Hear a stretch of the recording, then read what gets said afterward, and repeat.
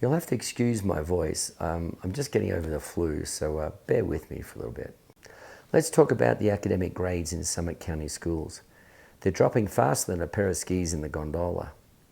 The real question is, who needs to snap out of it? Maybe a better question is, who should get the bill for the tutors? I actually ran for school board in 2023 because I saw the problem. The state of Colorado grades our schools on how well our kids learn basic stuff, like reading and math. As you can see, that score is doing a dramatic dive, and it tells us we're failing to give our kids the future skills they need for grown-up jobs.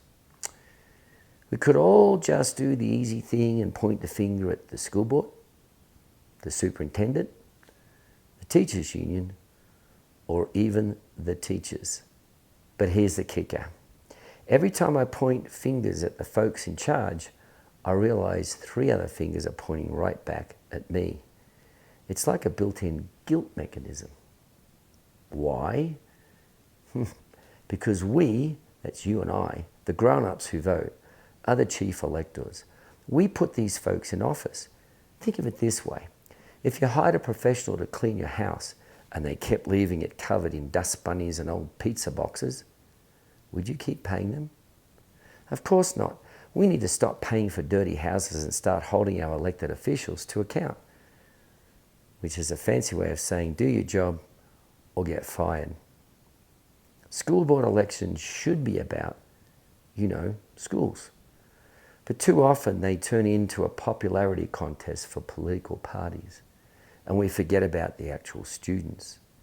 My personal life priorities are these: God, family, and country. That would be government. In that order.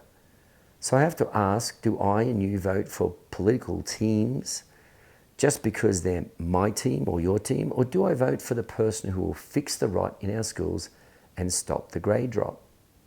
The secret weapon, of course, is the vote. When I was running, I learned a super embarrassing secret. Most people don't vote in school elections. We have about 21,000 registered voters in Summit County, but only about 5,000 show up for school board elections. It's like inviting 21 people to your party and only 5 show up. Some people, well, maybe they don't care, and others feel like the outcome is already decided. But here's the most important, slightly depressing lesson. If you don't vote, you're essentially helping the other side to win. You are a passive participant in your own disappointment. When I became a US citizen back in 2007, a long time ago, the judge told me that the vote is the most powerful thing we have, a privilege many people around the world only dream of. So do yourself, our kids, and your community a favor. Don't waste that privilege. Consider that these kids are going to grow up to be an adult one day, and guess who is going to have to deal with them? You. If we don't change things now, we can expect the schools to keep sliding.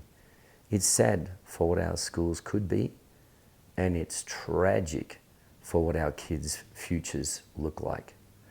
It's up to us, the folks who pay the taxes, to use our vote and finally make a change. Let's make the school system great again, and that means teaching academics. That's it. So vote for what is right by your faith and not by the loyalty to your political party. The recipient of your vote is the candidate. The consequences of your vote are inflicted upon our school kids, and the results to date speak for themselves. Is political loyalty really worth sacrificing our kids? That is the question.